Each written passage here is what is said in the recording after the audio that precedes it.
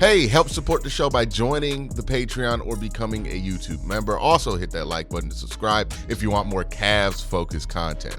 One of my least favorite things about how the Cavs have been covered this year by mainstream sports media figures has been the lazy dismissiveness of it, right? Like, people are treating the Cavs like they're a fun 6-seed story when they have the number 1 seed.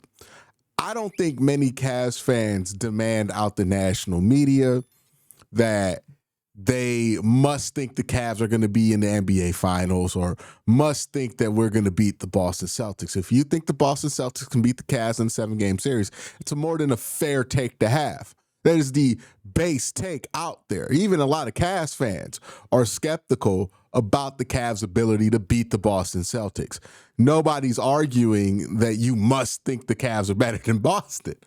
But what I do think at the very least Cavs fans want is to be treated with respect and not immediately dismissed in favor of Boston, right? Like, don't just talk about us like we got no shot to beat Boston at all or to get to the NBA Finals at all. That's when it gets to the point of disrespect and dismiss. And I think it's even trickled to the Cavs players have realized this, where it's like, hey, man, this is a 64-win team, and we can't get basic respect that a 60-win team should get. And it's not because Boston's getting respect. It's because you're choosing to not respect the Cavs for one reason or the other. I think the chief, how would I say this? The chief or the biggest offender of this and what I'm talking about is Kendrick Perkins in the national media, at least with this year. Perk has been very dismissive about the Cleveland Cavaliers. For what reason, I don't really understand, right? But he has been extra dismissive about this team, specifically Darius Garland. He was on Stephen A. Smith's show. Let's hear what he has to say about the Cavaliers. Not giving Cleveland any chance. This is Cleveland been the best record in the Eastern Conference all year long. No chance for Cleveland. I'm giving them a chance to make it to the conference finals. I'm what I've been leaning on. Donovan Mitchell and Darius Garland got to show me defensively. They got to show me because they're going to get picked on. And just like Steph Curry, it took Steph Curry. Think about this and think about this. It took Steph Curry his 4th championship for him actually to buckle down and defend. Like, all right, that might be one of the dumbest lines of logic I've ever heard for so many different reasons. We'll break it down. One, the base idea that Donovan Mitchell and Darius Garland don't play defense is silly. It's silly. The Cavs have been a top defense in the NBA the last 3 years, and they've done it, surprise, surprise, with Darius Garland and Donovan Mitchell on the roster. I know. If you hear Perk talk about it, you think the Cavs got like the 20th defense in the NBA. They're one of the worst defenses and have consistently been one of the worst defense. That defense has been a downfall for the Cleveland Cavaliers. But the opposite is true. The Cavs actually got to this level of prominence based off their defensive prowess. And even if Donovan Mitchell and Darius Garland aren't the greatest defenders in the world, hey, man, what do you think Jared Allen and Evan Mobley are back there for? That's the whole premise of the Cavs defense. So what does it matter if these guys aren't the best defenders in the world? And the example that Perk pulls out of his ass to try to make this point was that it took Stephen Curry until his 4th championship team to be a good defender. Now, you might not understand why I think that's such a stupid statement. You're telling me the Cavs can't beat the Boston Celtics. The Cavs can't be a championship contender because their guards might not play the best defense. And this is just like Steph Curry, who won 3 championships while you just admitted he wasn't playing great defense. That's what Perk just said. He said Steph didn't play defense for 3 years. Well, no, yeah, 3 times the one day they won the championship. Steph didn't play defense. The Warriors were fine. They won a championship. That 4th year, though, he played defense, and that's why they won. But what about the other 3 years? What does that imply, Kendrick Perkins? What does that mean, Kendrick Perkins? And this is what I mean when I constantly say the national sports media, especially in the NBA, has been lazy. Lazy. Lazy. If you watch this channel, you would know that me and the people I bring onto this show who watch the Cavs a sufficient amount have our strengths and weaknesses of this team. We have real things that you can watch the Cavs over an 82-game period and say, hey, that's been a problem. Right? I bring it up all the time. Cavs are a very strong basketball team. They don't have a ton of weight. So if they went up against a team like the Los Angeles Clippers, I worry about that because they got Kawhi, super strong. James Harden, super strong, right? Norman Powell's a big guard. You have Zubac, really big, really strong. And it's 4 players out there that could potentially outmuscle a lot of your lineups you have where the Cavs don't really have strong players for their position. Evan's not there yet. Jarrett's a bit undersized at the center position.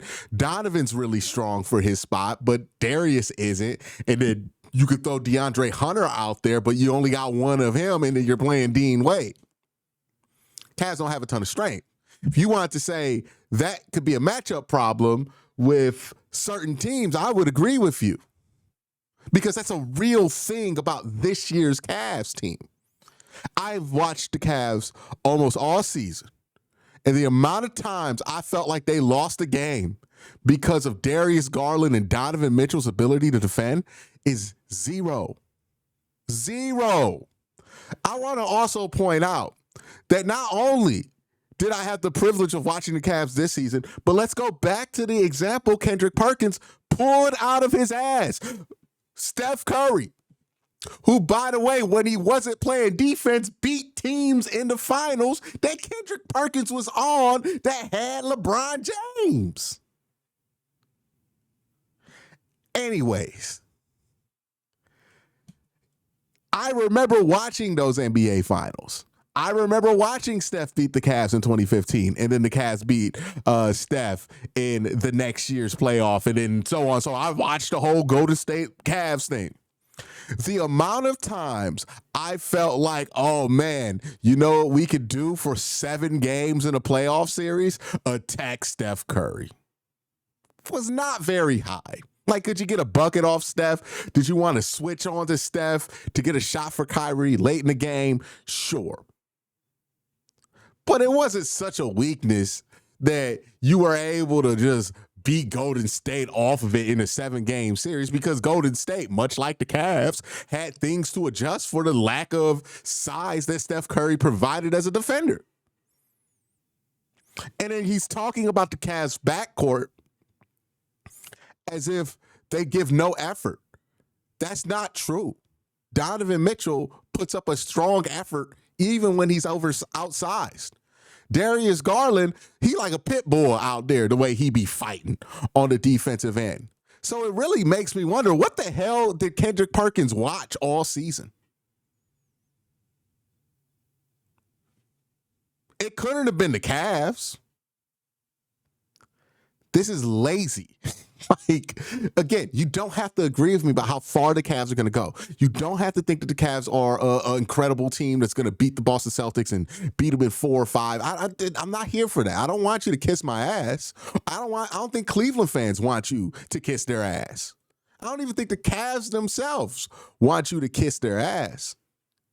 But if you're going to say something about them that's a flaw, make sure that you go out your way to know that it's true. Especially if you're a professional speaking to millions of people. I mean, I'm an asshole in a desk chair who speaks to maybe a fraction of the people that Kendrick Perkins and Stephen A. Smith get to speak to in that pod. My impact is not as big as theirs.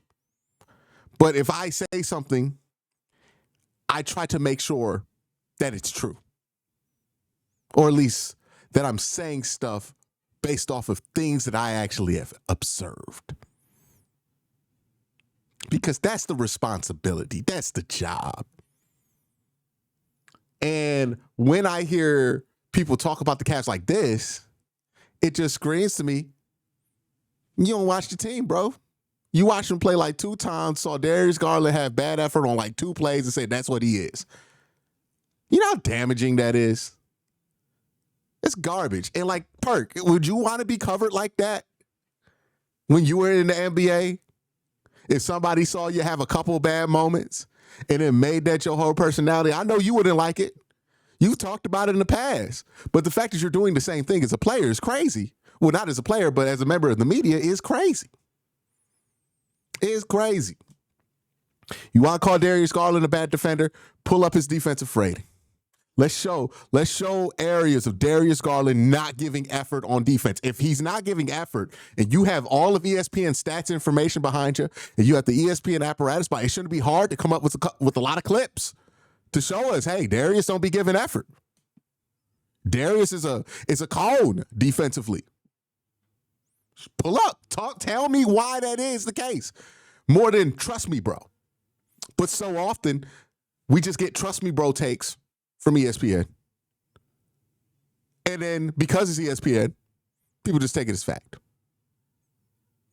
Let's see if there's more from this clip. Put on muscle. And when they had that series against the Celtics, they were trying to exploit Steph. They were trying to post up Al Horford on them. Steph Curry down there holding his damn ground, not giving up, getting stops. And I was like, oh, yeah, he won it.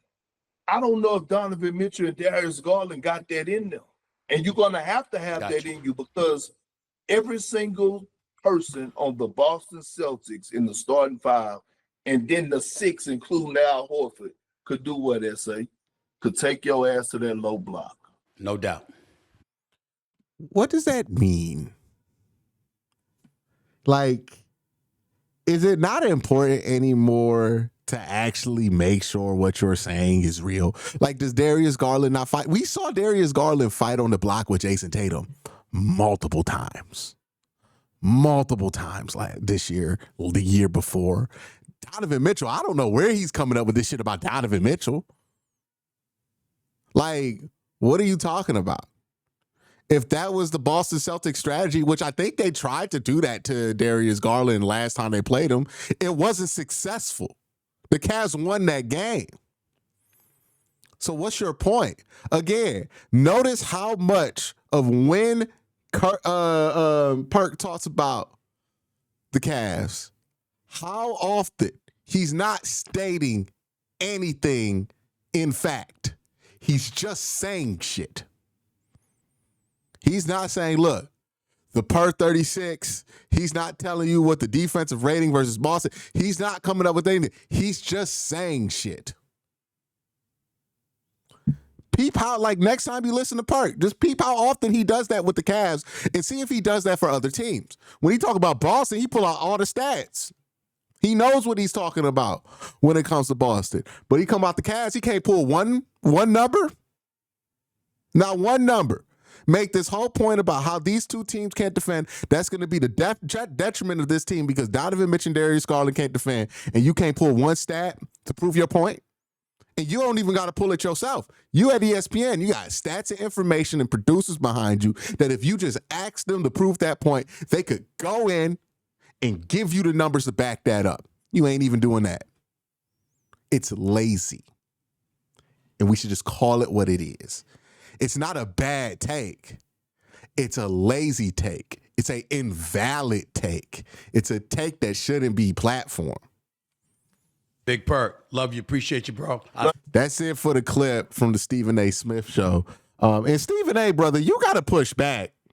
Like, you're not off the hook either. You clearly do not think this shit about Cleveland. But when you don't push back and you just let them just say this without any backing, you just let it slide. And I know sometimes I get called an asshole because in these situations, I'm willing to push back, right? If I'm on a pod and one of my friends on the pod says something that I don't think is based in fact, I will push back. Why? Because I think that's part of the job. You can be negative about something, but be negative about the reality of whatever it is. Don't just say shit. Don't just let people say whatever it is because you vibing out to it. You got to push back. It's important to push back. If somebody is lying, point out that they're lying. It should matter.